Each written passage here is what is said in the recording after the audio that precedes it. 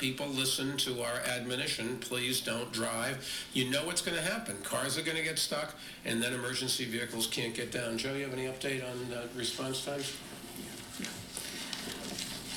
First thing is we did not want all cars moved, going back to your snow emergency issue. We didn't want them moved because they would ultimately be stuck in the roadway. What we have done, and with regard to EMS, fire, PD, all the emergency services, we have all been priority, EMS being highest priority. And so we've taken the Department of Sanitation plows, put them together with tow trucks, and we've gone out, we know where they are, where they were, and we've moved many of them, as you probably realize.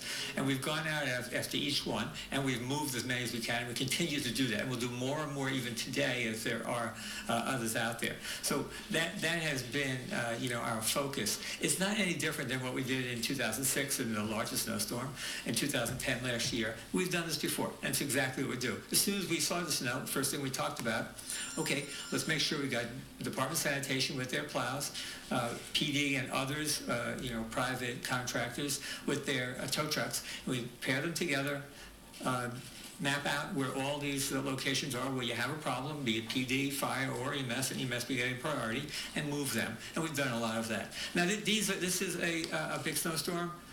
These are normal problems that occur, and that's how we handle them. Yes, sir. We're trying to get everybody to have a question. Yeah. We're always concerned about any backlog. You can rest assured, number one priority. Thank you. Yes, sir. The question has to do with we're stuck on the A train for 6+ hours. Why did it take so long to get them help and to get them rescued? The trains are out on the line out to the Rockaways, which is an isolated part of the transit system. We tried first to be able to push the train so that essentially the shoe can make contact with the third rail. We were unable to do that. We then had to get a diesel locomotive out of the yard, dig the locomotive out of the yard, bring it to the site, and in doing that, there's an entire process that you have to go through to be able to hook up a locomotive. It's hard to do. It is harder to do when you're under snow. And so you go through and you secure all of the spaces. Ultimately, we did get people to Euclid Avenue. They were able to get home to places that they were going. We still don't have service to the Rockaways, and I don't know when we'll have that back.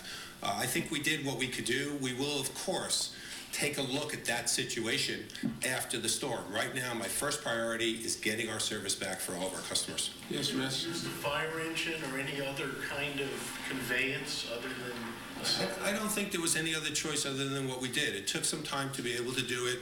We assured the people were safe on the train. I know it wasn't comfortable.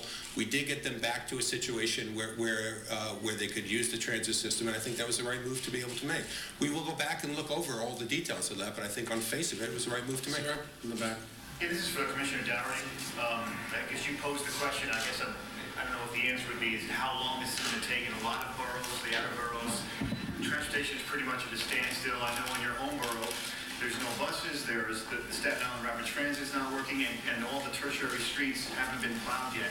How long is that going to take, and what do people need to do to help that move along? Well, I mean, to be honest, the summit of tertiary streets is going to take us at least 24 hours. I mean, based on my past experience in a storm like this, and a lot will depend on how people cooperate, and it's a good point. I mean, if people dig out and they don't pile the snow in the street again when they dig out their car or their driveway, it's going to go quicker. But if they continue to throw it out into the street, we have to go back there to clear that street, and consequently we don't get to that tertiary street or that dead-end street that we're trying to get to and clean out.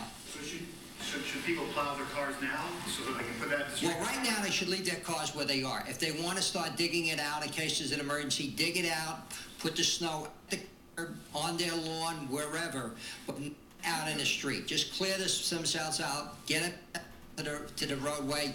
Yes, when we go through, unfortunately, that's the operation. You're going to have to dig it out.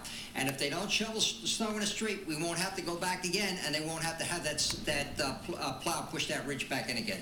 Yes, miss. Go ahead. This is also for the commissioner.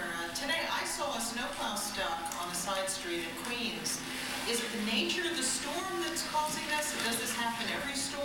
Why is that? A couple of other people here also saw in different locations. We did have a number of sanitary trucks stuck, and the major problems upon researching it was that they went down during the nighttime when we would go through those blizzard conditions, and there wasn't a great visibility. They went into a street, and then they ended up with a car being stuck in that street, and when they would try to back out, they got stuck. That's predominantly what our problem was during the night with our trucks getting stuck. One I saw today just was on a side street